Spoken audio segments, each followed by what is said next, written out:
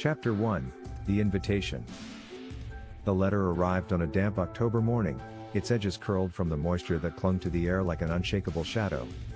The sky outside Jonathan Pierce's apartment was a sullen gray, and the steady patter of rain against the windowpane matched the dull rhythm of his heart. He'd woken with a sense of unease he couldn't quite place, a vague feeling that the day would bring something unnatural. As he shuffled to his front door, still in his slippers, he found the envelope resting atop the small pile of mundane bills and advertisements. It was out of place, elegant, heavy parchment with an almost oily sheen. Jonathan turned it over in his hands, noting the crimson wax seal pressed into the shape of an unfamiliar crest, a twisted tree whose roots curled like claws around a hollow circle. "Strange," he muttered, his voice cutting through the stillness of his apartment.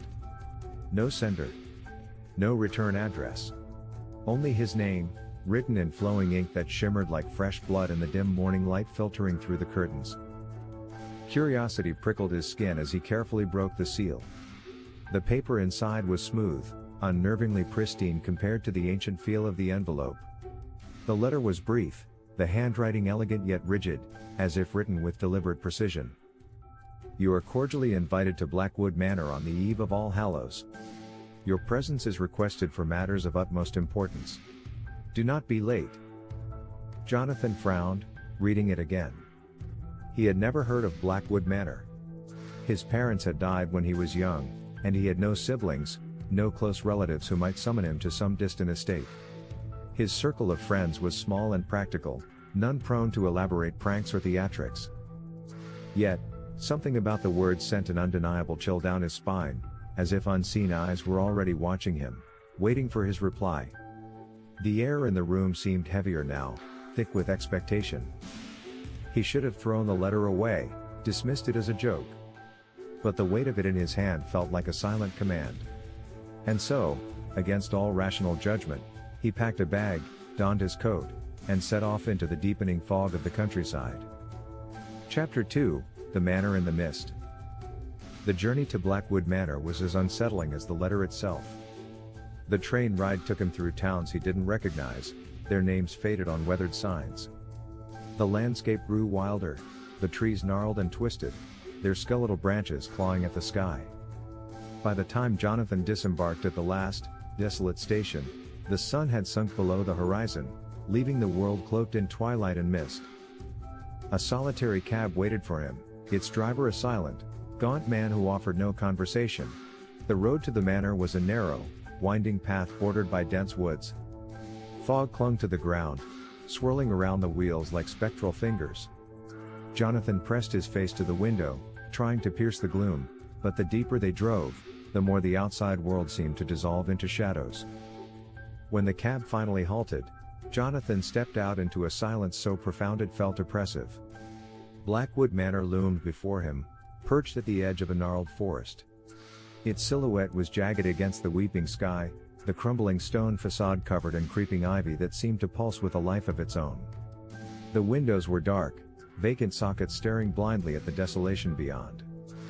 A single lantern flickered beside the towering oak doors, casting long, skeletal fingers of light across the mist-laden path.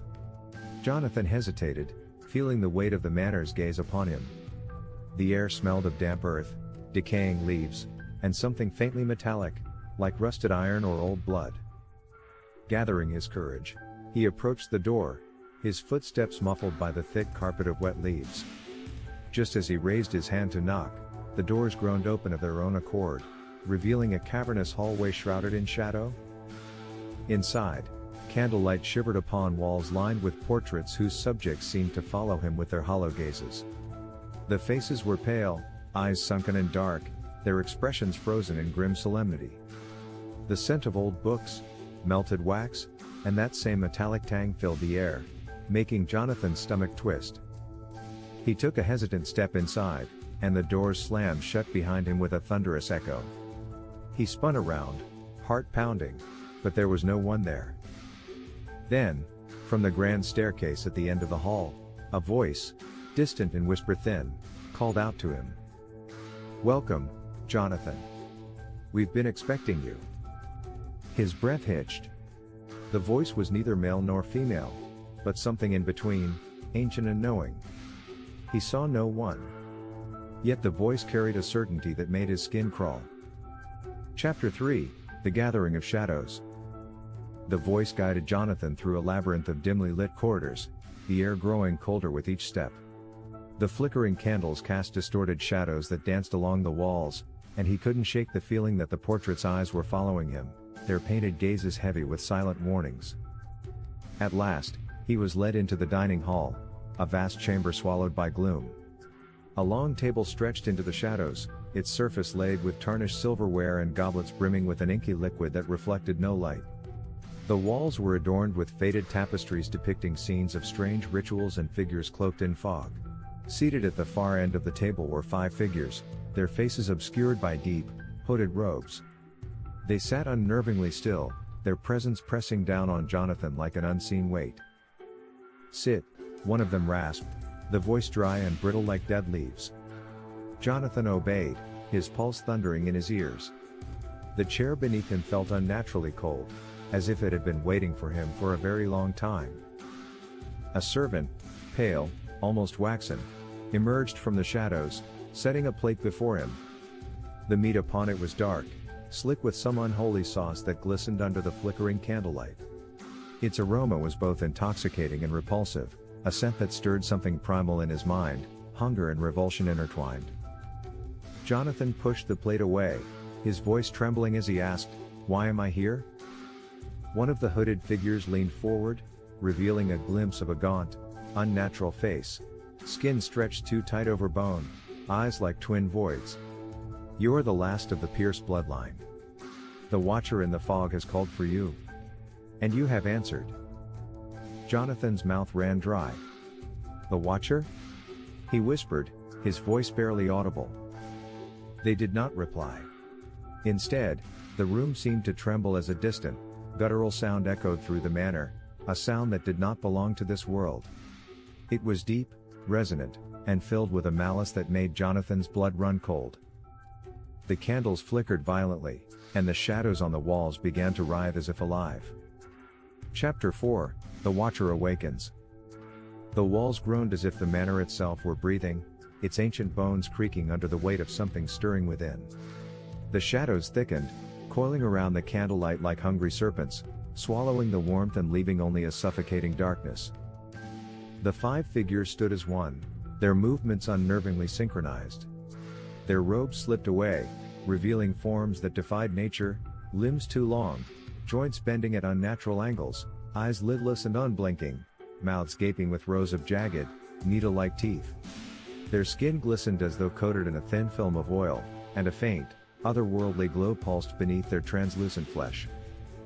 Jonathan stumbled back, his chair toppling with a clatter that echoed through the vast hall. He turned to run, but invisible hands clamped onto his arms, freezing him in place.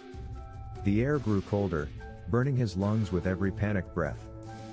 A voice, low, guttural, and inhuman, whispered against his ear, its breath icy against his skin, "You cannot run from blood, Jonathan. It calls to the Watcher." The fog outside pressed against the windows, swirling with shapes that reached and grasped, their forms shifting and merging with the mist. Then, something else pushed through the fog, a towering figure with hollow sockets burning like dying stars. Its form was indistinct, constantly shifting, as if reality itself struggled to contain its presence. It did not walk. It glided, its movements smooth and unnatural, breaking the air around it with a soft, tearing sound. And it smiled. Jonathan screamed as the Watcher's gaze found him, a cold, piercing sensation that burrowed deep into his soul. The room spun, the walls melting away as darkness swallowed him whole. Chapter 5, The Price of Blood. When Jonathan woke, he was not in Blackwood Manor. He was standing in the center of his own apartment, the familiar surroundings warped by an unnatural stillness. The taste of iron was thick in his mouth, and his hands trembled as he reached out toward his reflection in the window. But it wasn't his reflection staring back.